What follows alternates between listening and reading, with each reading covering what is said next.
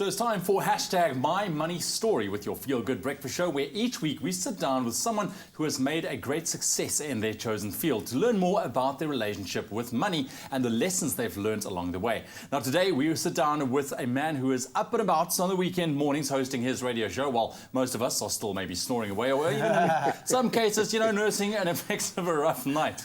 But having been a talk radio host for more than a decade and an accountant by training, he's been exposed to his fair share of money and life lessons at that as well. Now today we turn our financial mirror on Africa Melane. How are you, my friend? Very well, thank you very much. How are you? Good, nice to see you. Nice to see you. Grant, nice welcome to you as well. Oh, thank you. Yeah, man. Listen, can I just comment on the socks going on here this morning? Eh? Yes. It's something else. It's something else. Looking good, looking good.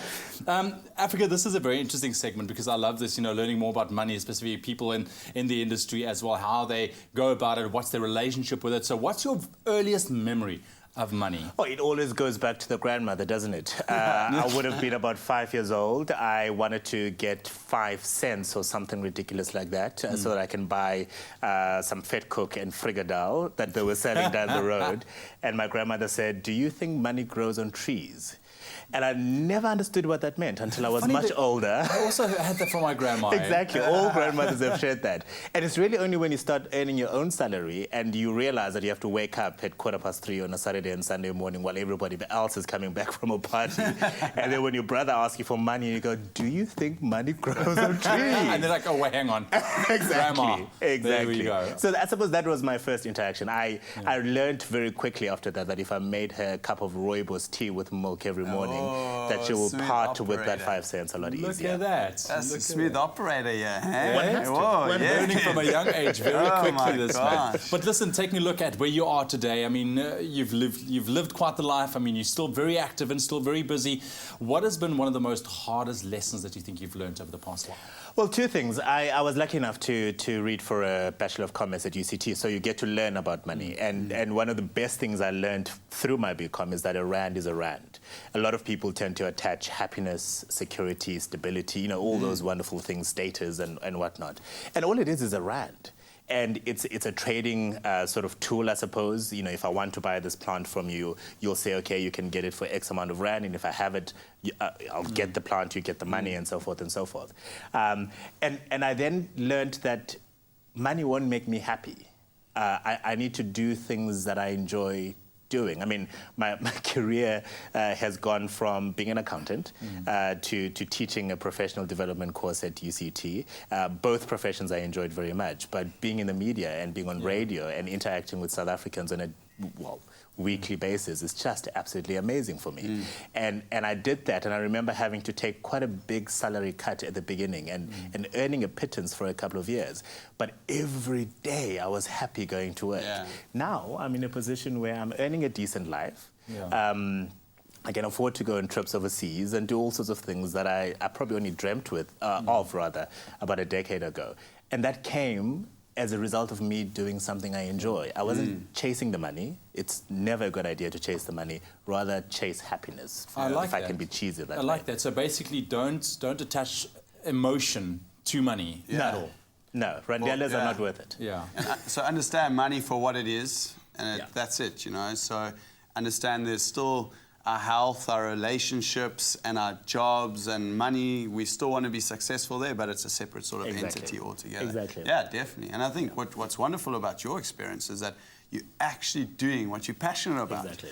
And I think, and the guys that I've seen and I work with, the guys that land up taking those big paycheck knocks, but doing what they're passionate about, land up becoming way more successful than they would ever in the current, the previous sort of occupation that they were in. So, I mean, it's a great testimony, eh? No, it is. No, I think it's a big step, if you think about in today's, economy as well, to think about taking a paycheck or a pay cut, just to do something that you love. But like you said, in the long term, it will really definitely be fruitful because you, at the end of it, you put the emotion into what you love doing, not the actual money. Totally. Look, the reality for me was that accounting was somewhat easy for me.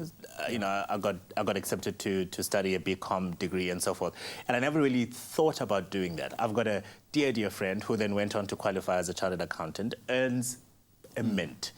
but one of the most miserable people I know. Oh, because I hope he's not listening, Africa. I don't know which one I'm talking about. that is fine. Because every day they would rather be doing something else than having to go balance books. So then it becomes about well-being, right? Exactly. It's all about well-being, yeah. Very interesting indeed, gentlemen. Thank you very much. We're going to be back a little bit later on this morning with Africa Melane and his money story, and also get some top tips from Grant himself. It's my feel-good breakfast show. Welcome back. You're live with your Feel Good Breakfast Show, and it's been particularly feel good this morning. Absolutely loving the show today, man. Feel Good. So, of course, we started a discussion a little bit earlier. Hashtag My Money Story with Africa Melane, one of the, I think, favourite voices on radio. And somebody that I really, really respect, and also even better to find out that he too has some financial struggles and lessons that he needs to learn, especially in the ways of property and investment. So let's find out what Grant van Sale can advise.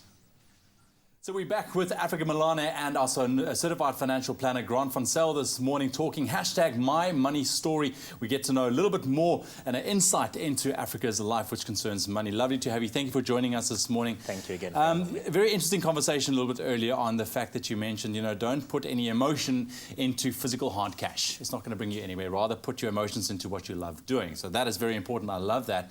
But is there anything at this part of your life about the financial management processes that you would like to understand a little bit more about, something that you're still unsure of, even now after being very successful in your career as well? No, for sure. It has to do with property. Everyone was saying get into property as early as possible. The idea that I'm nearly 40 years old and I still don't own property is a sin to a whole lot of people there. And yet, equally, there's very convincing literature that says there is no need to invest in property. Rather, take that amount of money and invest it in equity, for example, shares and so forth.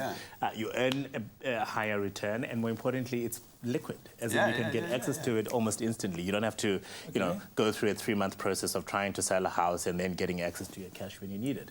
So that's where we confuse. Does one get into property, or do you just go, let me just put my investments where they are at the moment? That's a very, very good question. So I think this is a wonderful question. I think this is something that people struggle with, and I've written quite a bit of literature on this, and in some ways it contradicts itself. But I think let's start with some history, because history always is a little bit of a cap on how this originated and why property's become such a buzzword.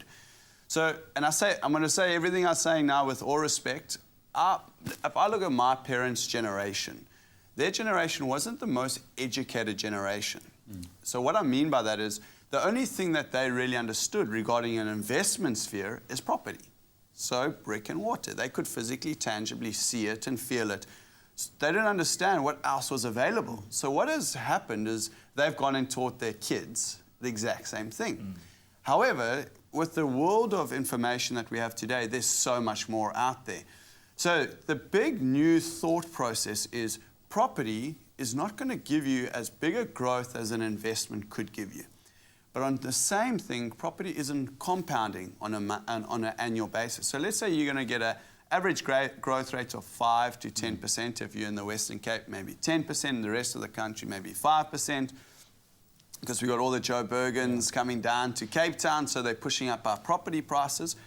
However, if you have to invest that money over a substantial time, the same amount of time that you're going to be paying off the property over a 20-year period, you must probably get a way better return. And you have liquid capital, as you said, that you'll be able to use for other opportunities or whatever the case.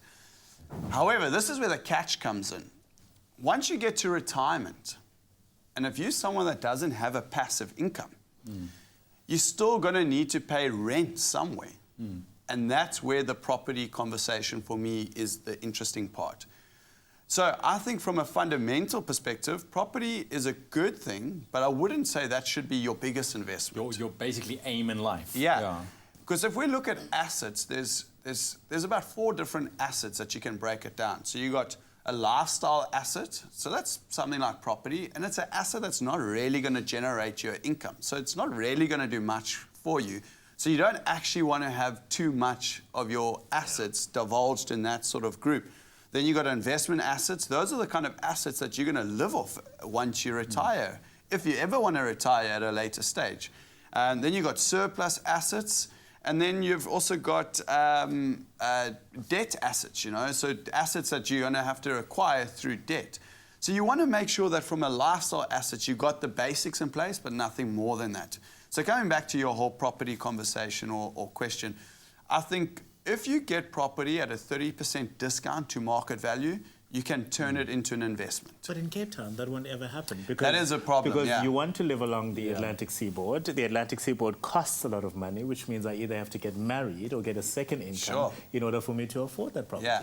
So we've been dealing with a client recently in Durban, and he was wanting to buy along that seacoast. And that's a similar scenario as what we've got over here. And he said exactly the same thing to me. And I said, listen, if we're patient, we don't know what opportunities are going to come up. He's been looking for the last 2 years, and he's just got something at 30% below market value. Wow.